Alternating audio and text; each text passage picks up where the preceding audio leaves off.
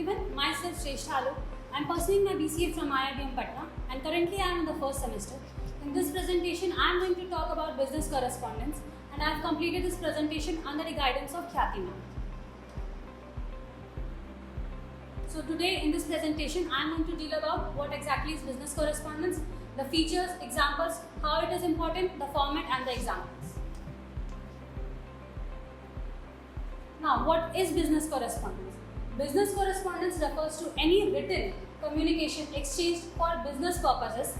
It encompasses a wide variety of formats, both traditional and electronic, and plays a crucial role in the smooth functioning and growth of any organization. See, business corresponding is a formal form where we are dealing as a consumer or as a seller, where we deal with the products and the services which we are going to sell or whatsoever the product we are purchasing.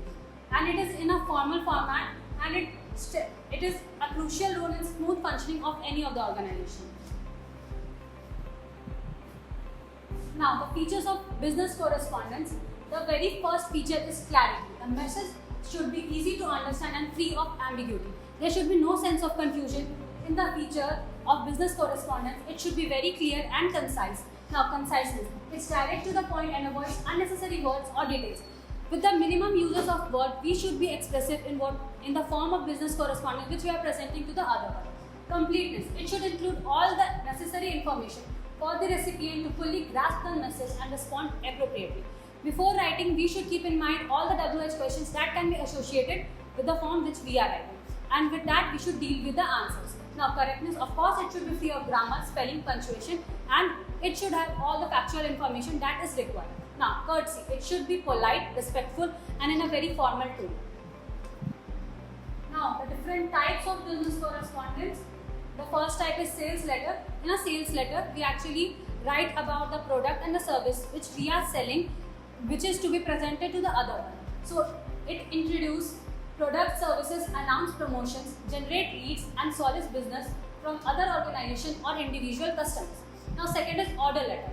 So, in order letter, formal placement of orders for products or services, including specific details and payment terms. In an order letter, we actually write about what the details it is of the orders. It includes the details of the products, services, and all the specific details. Now, the third is complaint letter, where we actually write about the complaint regarding the product or the services which we were provided. It is to express dissatisfaction with products or services, either from customers to business or occasionally from business to the vendors. Now, the fourth type is formal letters, which is the most popular one. A formal letter is a type of written communication used for professional or official purposes. Then comes the inquiry letter. In an inquiry letter, it is a formal written request for information about a product, service, job opening, or any other matter of interest. In an inquiry letter, we write down all the questions and give it or send it to the one from where we are expect all our answers. In a complaint handling letter, an inquiry letter is a formal written request for information about a product, service, job opening, or any other matter of interest. Now, the other channels and mediums that is used as business correspondence are postal email, reports, letters, fax, etc. Now, the qualities of business correspondence, yes, it should be very clear and easy to understand. There should be no sense of confusion. It should be very concise. No unnecessary details should be provided. It should be short and crisp with providing all the necessary data. Then polite and professional tone. Of course, it should be polite. It should be formal and accurate facts and figures.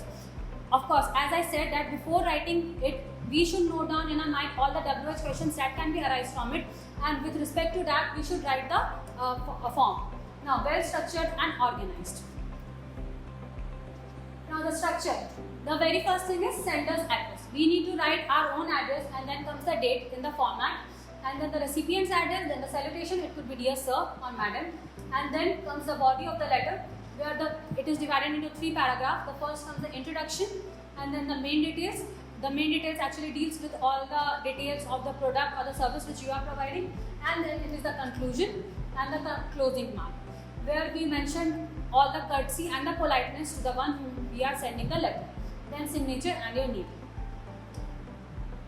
So this is a sample letter where the sender's address, date, the receiver's address, subject, and the salutation, first, second, third paragraph, all are mentioned over.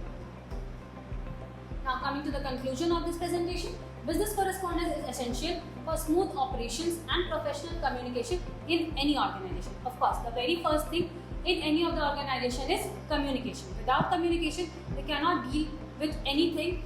We need to be communicative so as to express ourselves in terms of all the products and services which either we are selling or we are purchasing. It should be clear, polite and well-structured message, builds trust and long-term business relationship.